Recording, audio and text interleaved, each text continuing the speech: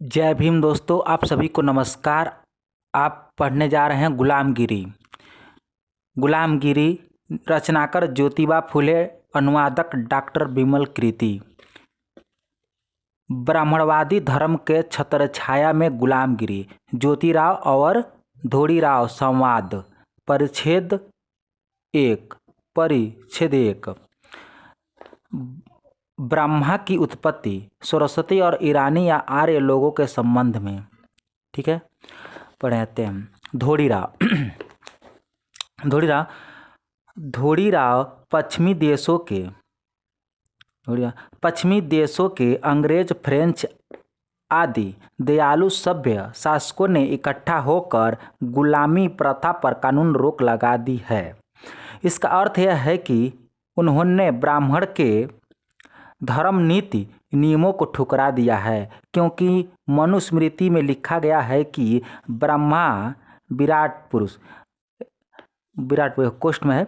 अब ब्रह्मा ने अपने मुंह में ब्राह्मण वर्ण को पैदा किया है और उसने इन ब्राह्मणों की सेवा गुलामी करने के लिए ही अपने पांव से शूद्रों को पैदा किया है। ज्योतिराव, अंग्रेज यदि सरकारों ने गुलामी प्रथा पर पाबंदी लगा दी है, इसका मतलब यह है कि उन्होंने ब्रह्मा की आज्ञा को ठुकरा दिया है। यही तुम्हारा कहना है ना? इस दुनिया में अंग्रेज आदि कई प्रकार के लोग रहते हैं। उनको ब्रह्मा ने अपनी कौन कौन सी इंद्रियों से पैदा किया है और इस संबंध में मनुस्मृति में क्या क्या लिखा गया है? धोड़ीराव, इसके संबंध में सभी ब्राह्मण अर्थात बुद्धिमान और बुद्धिहीन यह जवाब देते हैं कि अंग्रेज यदि लोगों के अधम दुराचारी होने की वजह से उन लोगों के बारे में मनुस्मृति में कुछ भी लिखा नहीं गया। ज्योतिराव, तुम्हारे इस तरह के कहने से यह पता चलता है कि ब्राह्मण में अधम, नीच, दुष्ट, दुराचारी लोग बिल्कुल है ही नहीं। धोड़ीराव, अनुभव से यह पता चलता है कि अन्य जातियों की तुलना में ब्राह्मणों में सबसे ज़्यादा अधम, नीच, दुष्ट और दुराचारी लोग हैं। ज्योतिराव, फिर यह बताओ कि इस तरह के अधम, नीच, दुष्ट, दुराचारी ब्राह्मणों के बारे में मनुस्मृति में किस प्रकार से लिखा गया है? धोड़ीराव, इस बात से यह सिद्ध होता है कि मनु ने अपनी संहिता में जो उत्पत्ति सिद्धांत प्रस्तुत किया है वह एकदम तथ्यहीन, निराधार है, क्योंकि वह सिद्धांत सारी मानव समाज पर लागू नहीं होता। ज्योतिराव, इसलिए अंग्रेज आदि लोगों के जानकारों ने ब्राह्मण लेखकों की बदमाशी को पहचान कर गुलाम बनाने की प्रथा पर कानूनी पाबंदी लगा दी। यदि यह ब्राह्मण सारी मानव समाज की उत्पत्ति के लिए सही कारण होता तो उन्होंने गुलामी प्रथा पर पाबंदी ही नहीं लगाई होती। मनु ने 4 बड़ों की उत्पत्ति लिखी है। यदि इस उत्पत्ति को कुल मिलाकर सभी सृष्टिकर्मों से तुलना करके देखा जाए तो वह पूरी तरह से तथ्यहीन और निराधार ही दिखाई देगी। धोड़ीराव, मतलब ये कैसे? ज्योतिराव, ब्राह्मण का कहना है कि ब्राह्मण ब्रह्मा के मुख से पैदा हुए, पर कुल मिलाकर सभी ब्राह्मणों की आदिमता ब्राह्मणवाड़ी ब्रह्मा के किस अंग से उत्पन्न हुई? इसके बारे में मनु ने अपनी संहिता में कुछ भी तो नहीं लिखा है।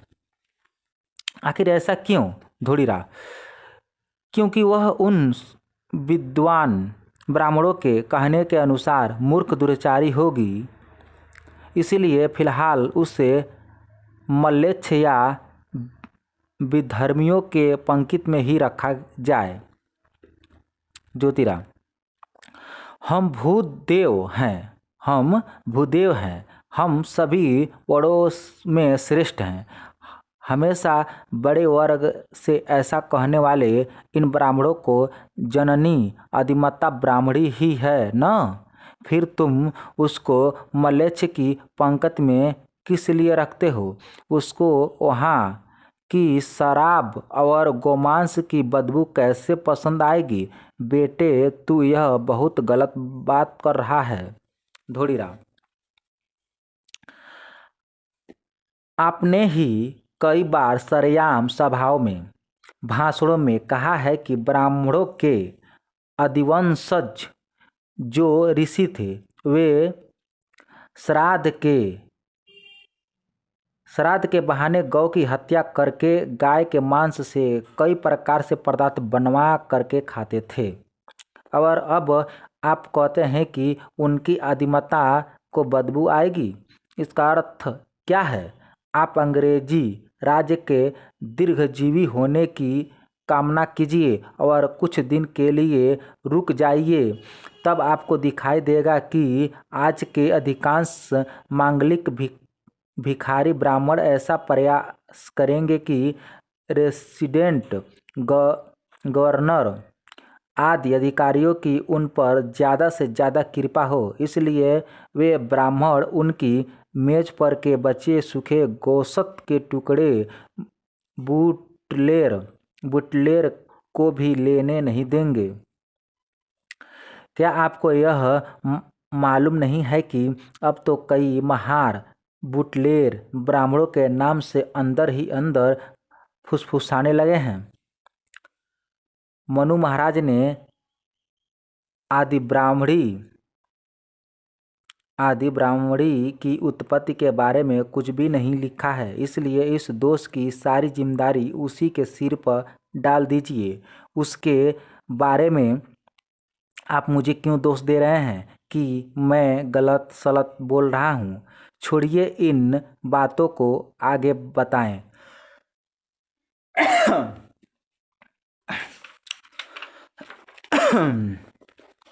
ज्योतिराव, अच्छा, जैसे आपकी मर्जी, वही सच क्यों न हो? अब ब्राह्मण को पैदा करने वाले ब्राह्मण का जो मुंह है वह हर माह मासिक धर्म महामारी आने पर 3-4 दिन के लिए अपवित्र बहिष्कृत होता था या लिंगायत नारियों की तरह भस्म लगाकर पवित्र शुद्ध होकर घर के काम धंधे में लग जाता था। क्या मनु ने इस बारे में कुछ लिखा है कि नहीं? धोड़ीराम,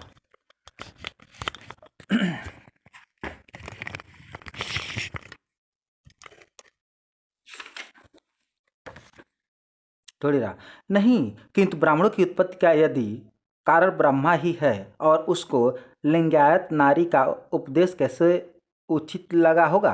क्योंकि आज के ब्राह्मण लिंगायतों से इसलिए घृणा करते हैं कि क्योंकि वे इसमें छुआछूत नहीं मानते। ज्योतिराव, इससे तुम ही सोच सकते हो कि ब्राह्मण का मुंह, बाएं जांघें और पांव, इन 4 अंगों की योनि महामारी राजस्वाला के कारण उसको कुल मिलाकर 16 दिन के लिए अशुद्ध होकर दूर दूर रहना पड़ता होगा। फिर सवाल उठता है कि उसके घर का काम धंधा कौन करता होगा? क्या मनु महाराज ने अपनी मनुस्मृति में इसके बारे में कुछ लिखा भी है या नहीं? धोड़ीराम, नहीं जी। ज्योतिराव, अच्छा, वह गर्भ ब्रह्मा के मुंह में जिस दिन से ठहरा उस दिन से लेकर 9 महीने तक किस जगह पर रहकर बढ़ता रहा, इस बारे में भी मनु ने कुछ कहा है या नहीं? धोड़ीराम, नहीं जी। ज्योतिराव, अच्छा, फिर जब यह ब्राह्मण पैदा हुआ, ज्योतिराव, अच्छा, फिर जब यह ब्राह्मण पैदा हुआ, उस नवजात शिशु को ब्राह्मण ने अपने स्तन का दूध पिलाया या बाहर का दूध पिलाकर छोटे से बड़ा किया, इस बारे में भी मनु महाराज ने कुछ लिखा या नहीं? धोड़ीराम, नहीं जी। ज्योतिराव, अपनी सावित्री के होते हुए भी ब्रह्मा ने उस नवजात शिशु के गर्भ का बोझ अपने मुंह में 9 महीने तक संभाल कर रखने, उसे जन्म देने और उसकी देखभाल करने का झमेला अपने माथे पर क्यों ले लिया? यह कितना बड़ा आश्चर्य है धोड़ीराम।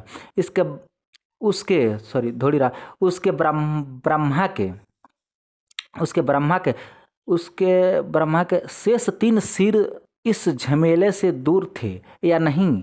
आपकी राय इस बारे में क्या है? उस रंडीबाज को इस तरह से मां बनने की इच्छा क्यों पैदा होगी? ज्योतिराव, वह रंडीबाज इतना गिरा हुआ आदमी था कि उसने सरस्वती नाम की अपनी कन्या से ही संभोग व्यभिचार किया था, इसलिए उसका उपनाम, बहुत गाली है यार, बेटी हो गया है। इस बुरे कर्म के कारण कोई व्यक्ति उसका मान सम्मान पूजा नहीं कर रहा है। धूड़ीराव, यदि सचमुच में ब्रह्मा को 4 मुंह होते तो उसी हिसाब से उसे 8 स्तन, 4 नाभियाँ, 4 योनियाँ और 4 मलदार होने चाहिए, किंतु इस बारे में सही जानकारी देने वाला कोई लिखित प्रमाण नहीं मिल पाए हैं। फिर उसी तरह शेषनाग की सैया पर सोने वाले को लक्ष्मी नाम की स्त्री होने पर भी उसे अपनी नाभि से 4 मुंह वाले बच्चे को कैसे पैदा किया? इस बारे में यदि सोचा जाए तो उसकी स्थिति भी ब्रह्मा की तरह ही होगी। ज्योतिराव, वास्तव में हर दृष्टि से सोचने के बाद हम इस निर्णय पर पहुंचते हैं कि ब्राह्मण लोग समुद्र पार जो ईरान नाम का देश है वहाँ के मूल निवासी हैं।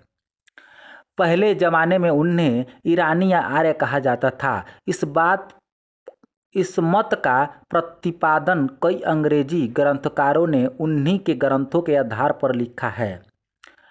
पर किया है। सबसे पहले उन आर्य लोगों ने बड़ी बड़ी टोलियां बनाकर इस देश में आकर कई बर्बर हमले किए। यहाँ के मूल निवासी राजाओं के प्रदेशों पर बार बार हमले करके बड़ा आतंक फैलाया। फिर बटु वामन के बाद आर्य ब्राह्मण लोगों का ब्रह्मा नाम का मुख्य अधिकारी हुआ। उसका स्वभाव बहुत जिद्दी था। उसने अपने काल में यहाँ के हमारे आदि पूर्वजों को अपने बर्बर हमलों में पराजित कर उन्हें अपना गुलाम बना लिया। बाद में उसने अपने लोग और इन गुलामों में हमेशा के लिए भेदभाव बना रहे, इसलिए कई प्रकार के नीति नियम बनवाए। इन सभी घटनाओं की वजह से ब्रह्मा की मृत्यु के बाद आर्य लोगों का मूल नाम अपने आप लुप्त हो गया और उनका नया नाम पड़ गया ब्राह्मण। फिर मनु महाराज जैसे ब्राह्मण अधिकारी हुए। पहले से बने हुए और अपने बनाए हुए नीति नियमों का विरोध बाद में भी कोई न कर पाए, इस डर की वजह से उसने ब्रह्मा के बारे में नई नई तरह की कल्पनाएं फैलाई। फिर उसने इस तरह के विचार उन गुलाम लोगों के मन मस्तिष्क में ठूस ठूस कर भर दिए कि वे बातें ईश्वर की इच्छा से हुई है। फिर उसने शेषनाग सैया की दूसरी आंधी कथा पुराण कथा गढ़ी और समय देखकर कुछ समय के बाद उन सभी पाखंडों के ग्रंथ शास्त्र बनाए गए। उन ग्रंथों के बारे में शूद्र गुलामों को नारद जैसे धूर्त चतुर सदा औरतों में रहने वाले छिछोरे द्वारा ताली पीट पीट कर उपदेश करने की वजह से यूं ही ब्रह्मा का महत्व बढ़ गया। अब हम इस ब्रह्मा के बारे में शेषनाग सया करने वाले के बारे में खोज करने लगे तो उससे हमें कोई फायदा तो होगा नहीं, बल्कि हम दोनों का यह बड़ा कीमती समय व्यर्थ में खर्च होगा, क्योंकि उसने जानबूझकर उस बेचारे को सीधा लेटा हुआ देखकर उसकी नाभि से यह 4 मुंह वाले बच्चे को पैदा करवाया। मुझे यह औंधे मुंह पड़े गरीब पर ऊपर से पांव रखने जैसा लगता है। इसमें अब कुछ मजा ही नहीं है।